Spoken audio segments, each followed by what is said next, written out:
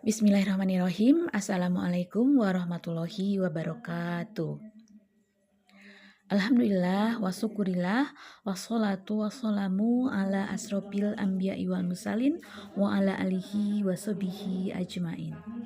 Rabbi shrahli sodri wa yassirli amri wahlul 'uqdatam min lisani yafqahu qouli amma ba'du. Pertama-tama kita panjatkan puji dan syukur kepada Allah Subhanahu wa taala yang telah memberikan kita banyak nikmat Rahman, Rohim serta hidayahnya. Sholawat serta salam semoga selalu dicurahkan kepada Nabi kita, Nabi besar Nabi Muhammad Sallallahu Alaihi Wasallam, juga kepada keluarganya, para sahabat-sahabatnya, tabi'in-tabi'innya, sampai ke kita semua selaku umatnya. Kami dari kelompok 8 yang insyaallah akan menyampaikan masa dakwah Rasulullah SAW. Kesempatan ini saya dapat bermain sebagai ibu orang dan ibu ini. Kita lanjutkan ke terlebih dahulu bersama-sama. Bismillahirrahmanirrahim.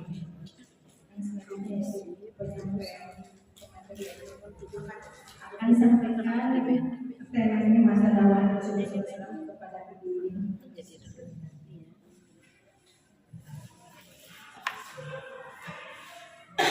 Bismillahirrahmanirrahim. Assalamualaikum warahmatullahi wabarakatuh. Waalaikumsalam warahmatullahi wabarakatuh. Terima kasih atas kesempatannya. Ibu, Bapak, hari ini saya dari kelompok 8 akan mencoba memaparkan materi kami yang berjudul masa dakwah. Nah, Ibu, Bapak, masa dakwah Rasulullah di kota Mekah ini selama 13 tahun. Rentang waktu yang cukup panjang yang akan coba sama Bapak kurang lebih dalam waktu 20 menit. Bismillahirrahmanirrahim. Kisah ini akan kami mulai dari pertama setelah beliau menerima wahyu pertama sampai kemudian beliau berhijrah ke kota Madinah. Sebagaimana kita ketahui bahwa Nabi Muhammad SAW menerima wahyu pertamanya pada saat beliau berusia 40 tahun. Kemudian setelah itu beliau tidak lagi menerima wahyu dalam waktu yang cukup panjang. Oleh para ahli sejarah, masa itu dinamakan dengan masa terputusnya wahyu. Menurut Hamka, masa terputusnya wahyu ini selama 2 tahun. Memang ada beberapa pendapat lain, ada yang bilang 10 bulan, 4 bulan, bahkan ada yang bilang 3 tahun.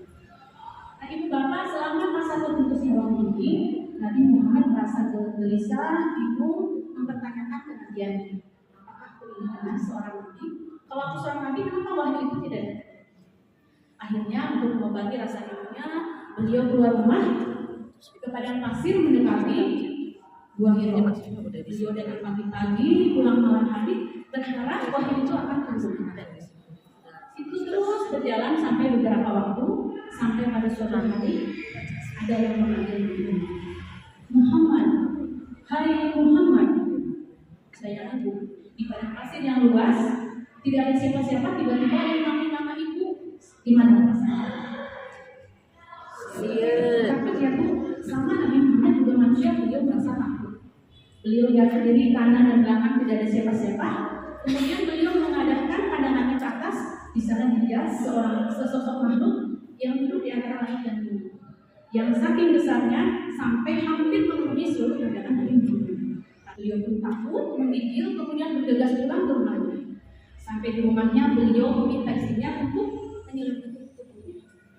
Setelah itu kemudian datanglah malaikat Jibril, maka turunlah wahyu yang kedua, yaitu surat apa Bu? Datang dari Al-Mudaththir ayat 1 sampai dengan 2.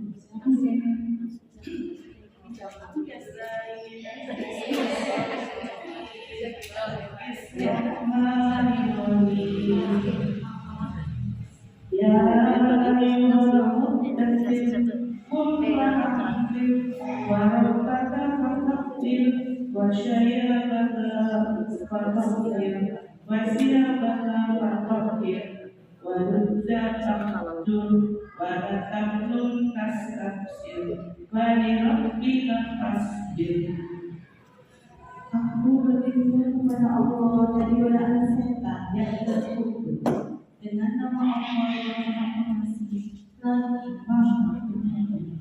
Wahai orang yang berkumpul atau berselimut, bangunlah, lalu berikanlah peringatan, dan lakukanlah Tuhanmu, dan bersihkanlah pakaianmu, dan tinggalkanlah segala perbuatan yang keji.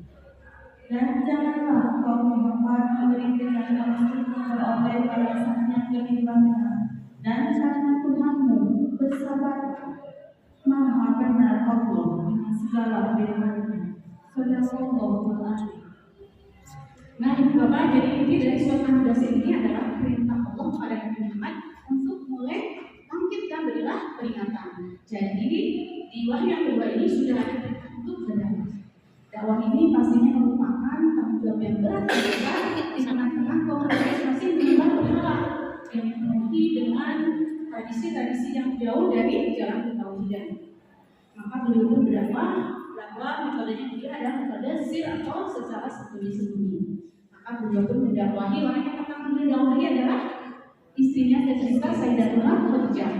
Kemudian beliau mengislamkan anak angkatnya yang bernama Zaid bin Harisah. Nah, sedikit cerita dari Harisah ini dulunya adalah seorang budak hadiah dari Sayyidatuna Khadijah kepada Nabi Muhammad.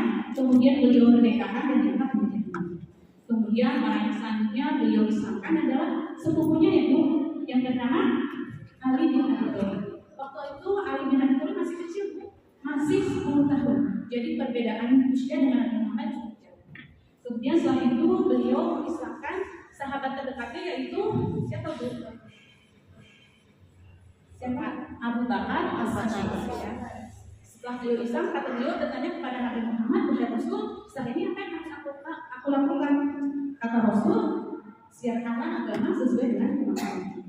Maka di hari itu juga Abu Bakar As-Siddiq keluar menemui teman-temannya, sahabatnya lain, dan alhamdulillah berhasil mengislamkan sahabat lainnya, yang antara lain Utsman bin Affan, Jubair bin Awam, Thalhah bin Ubaidillah, Sa'ad bin Abi Waqqas, dan Abdurrahman. Nah, setelah itu baru kemudian turun lagi surat Asy-Syu'ara 214. Nah, di dalam surat Asy-Syu'ara 214 ini adalah perintah Allah kepada Nabi Muhammad untuk mulai memberi peringatan kepada kerabat terdekatnya. Maka beliau pun mengundang beberapa kerabatnya dari Bani Hashim, tapi sayang pertama ini beliau gagal untuk menyampaikan dakwahnya. Kemudian diundanglah yang kedua ini beliau berhasil menyampaikan dakwahnya, yang antara lain bahwa beliau adalah utusan Allah, sembahlah Allah, bahwa semua akan ada dipertanggungjawabkan, yang pada akhirnya ada surga neraka yang dilakukan. Kemudian pamannya bernama Abu Bakar ini berkomentar, "Wahai mama aku sangat mendukungmu, aku senang mendengar nasihatmu dan mendengarkan kata-katamu. Aku akan melindungimu dari orang-orang yang jahat kepadamu, tapi aku bersiap untuk meninggalkan agama kamu." Setelah itu kemudian beliau memberanikan diri untuk pergi ke Bukit Sofa. Setelah sampai di sana beliau menaiki batu, di atas batu beliau terlihat suara lantang sampai suaranya terdengar dari orang-orang yang sekitar. Kata Nabi Muhammad, "Saudara-saudara, percayalah kalian jika di belakang bukit ini ada pasukan yang akan menyerang kalian sekarang?" Terus jawabannya apa, Bu? Jawabannya percaya semuanya. Nabi Muhammad bertanya, "Kenapa percaya?" "Karena kami dari kamu kecil belum pernah mendapatimu berbohong sekalipun." Kata Rasul, "Baiklah kalau begitu, kalau kalian percaya padaku, ketahuilah aku adalah utusan Allah yang di dua tanganku ada azab yang begitu. Maka sembahlah Tuhan yang Maha Esa dan tinggalkanlah berhala." Mendengar itu tiba-tiba dari belakang angkat tangan, siapa Bu? Dia adalah Abu Jahal. Abu Jahal siapa? Nama itu Abdullah. Kata Abdullah, "Hai Muhammad, hanya untuk mendengarkan ocehanmu seperti ini, kau mengundang kami di sini. Celakalah kau Muhammad." Mendengar itu Nabi Muhammad diam, tidak berkata apa-apa, tapi kemudian Allah yang menjawabnya dengan turunnya surat Al-Ahzab. Kabar jada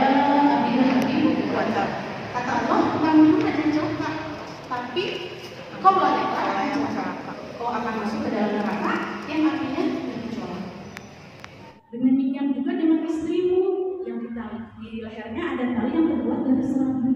Jadi istrinya juga sudah dijamin nerakanya sama Allah. Alhamdulillah. Kenapa Bu? Istrinya juga sudah dijamin sama Allah nerakanya.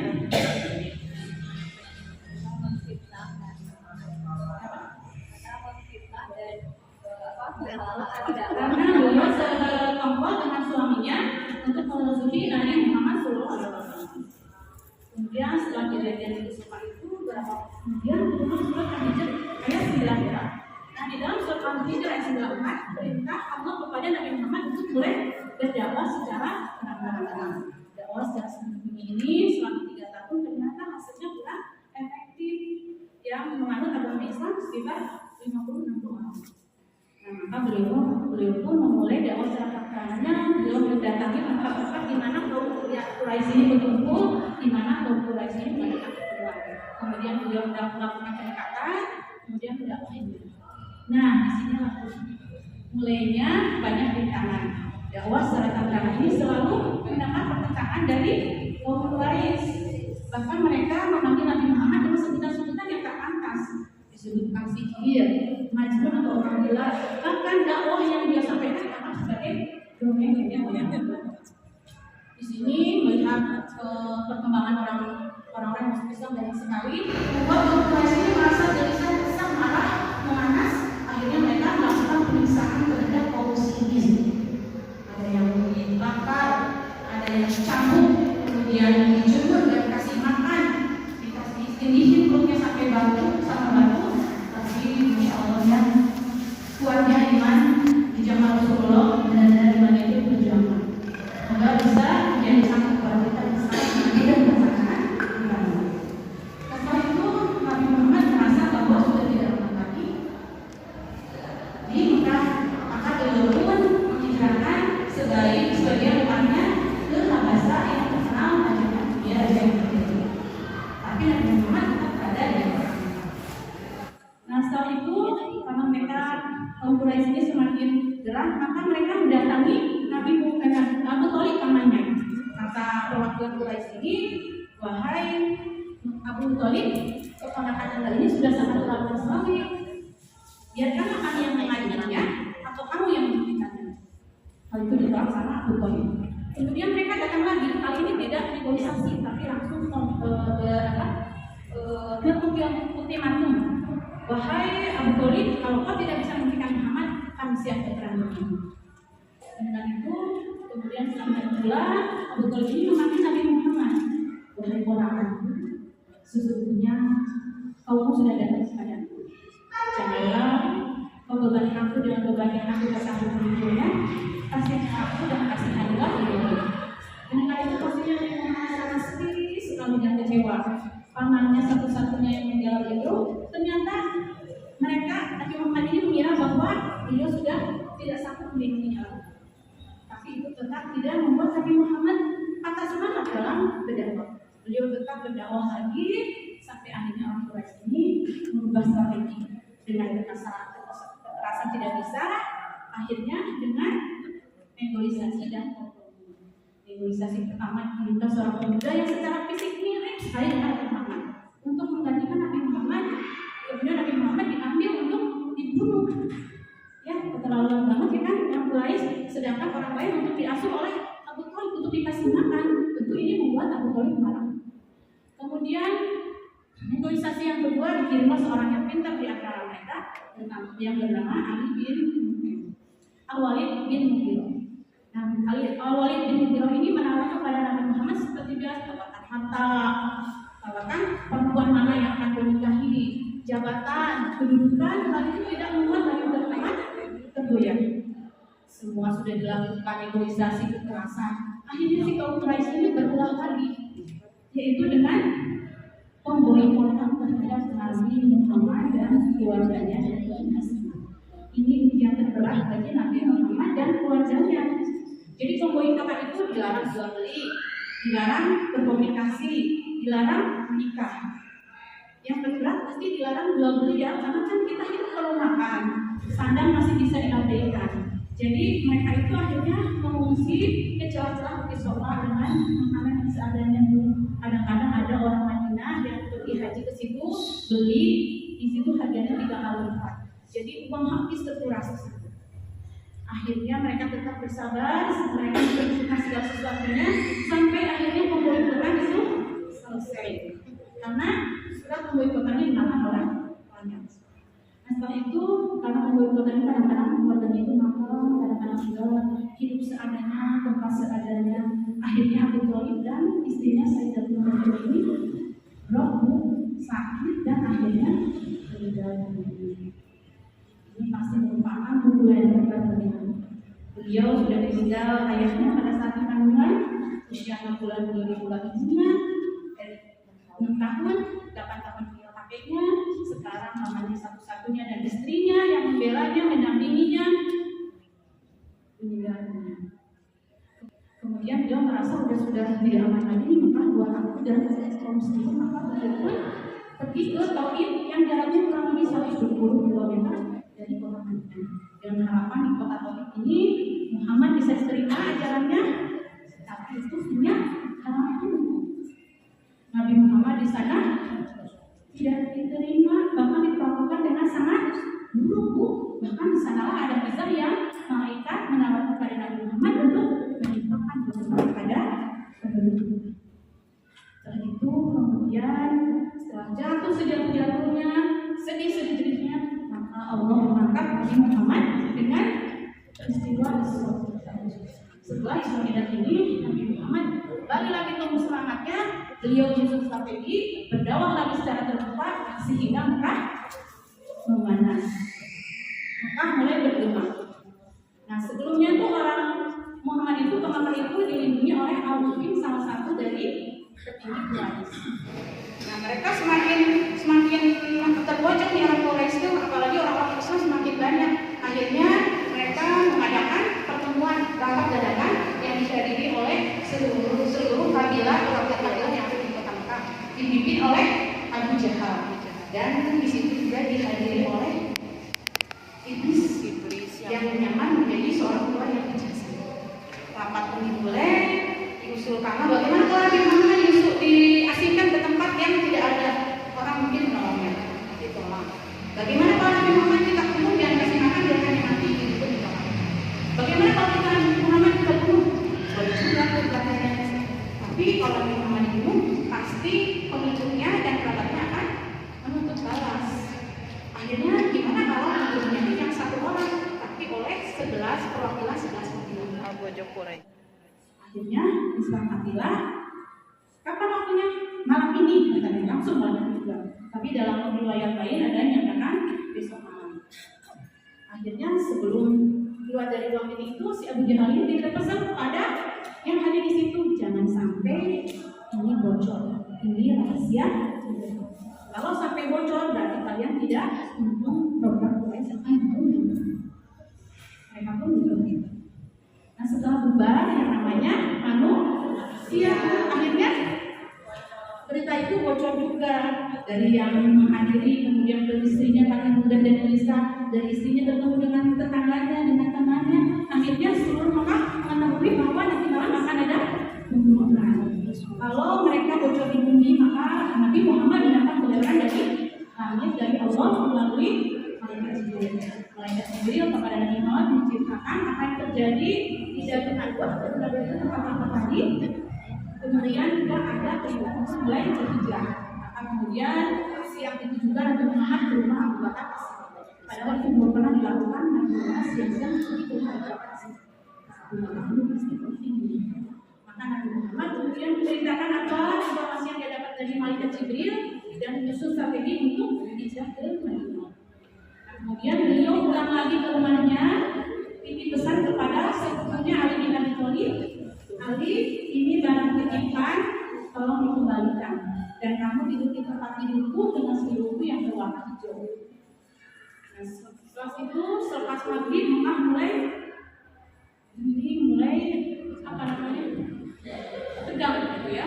Lepas sisa makin tegang. Nah, udah beberapa waktu itu baru datanglah perwakilan Quraisy yang akan membunuh Nabi Muhammad. Beliau langsung mengelilingi rumah Nabi Muhammad. Beliau tidak berani masuk karena rencananya biasanya Nabi Muhammad di tengah malam atau di 2/3 malam biasanya beliau keluar ke masjid untuk sholat malam atau tahajud di masjid. Maka mereka menunggu Nabi Muhammad keluar. Nah, sementara di dalam Nabi Muhammad juga sudah mempersiapkan diri. Maka di situ turunlah surat Yasin ayat 9. Beliau siap-siap, kemudian menggenggam pasir atau tanah, beliau keluar dari pintu belakang, membaca surat Yasin sambil menaburkan pasir di kepala Abu Qais yang berkumpul. Kalau dalam surat Yasin itu kami tutup pandangan mereka dari depan, belakang, kiri dan kanan, sehingga Nabi Muhammad bisa melewati di depan orang Quraisy itu tanpa mereka menyadari. Jadi surat Yasin itu untuk menghilangnya. Cuma tuh nanti ibu-ibu harus deh di rumah ibu-ibu kesel sama suami baca ayat 9 sampai menaburin pasir ke suaminya, tapi mah tanggung jawab ya. Nah ibu-ibu maka beliau pun akhirnya ke Abu Bakar dulu, pergi dari Abu Bakar kita dulu ke kota Madinah. Sebelum ke kota Madinah beliau beristirahat dulu di Basur dengan 3 malam untuk melihat situasi. Jika situasi sedang maka beliau akan melakukan perjalanannya dengan menggunakan jalan yang tidak biasa dilalui oleh para Quraisy. Nah ibu-ibu bapak-bapak dengan demikian maka kami tutup demikian sampai sini karena sampai selanjutnya ada di Allah kelompok 9 masa dalam Rasulullah. Terima kasih. Assalamualaikum warahmatullahi wabarakatuh. Alhamdulillah sudah cukup sekian. Untuk sekarang kita